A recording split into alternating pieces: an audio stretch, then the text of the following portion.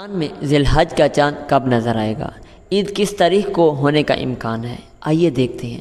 تفصیلات کے مطابق پاکستان میں ذی الحج کا چاند نظر آنے کی پیش گوئی کالائی میں ڈیٹا پروسیس سسٹم کی جانب سے کی گئی ہے، اور ان کا کہنا تھا کہ پاکستان میں ذی الحج کا چاند 19 جون کو نظر آنے کا امکان ہے، اور پاکستان میں عید الاضحیٰ 29 جون کو ہوئی تو پھر سرکاری ملازمین کو 28 جون بروز بدھ سے 2 جولائی 2023 تک چھٹیاں ملنے کا امکان ہے، یعنی مکمل 5 چھٹیاں ملیں گی۔ حتمی انتخابات ذی الحج کے چاند کے نظر آنے کے بعد حکومت جاری کرے گی، اور ذی الحج کے چاند کا حتمی اعلان رویت ہلال کمیٹی کرے گی۔ محکمہ موسمیات کے مطابق ذی الحج کا چاند دیکھنے کے دوران ملک بھر کے بیشتر حصوں میں مطلع ابر آلود رہے گا۔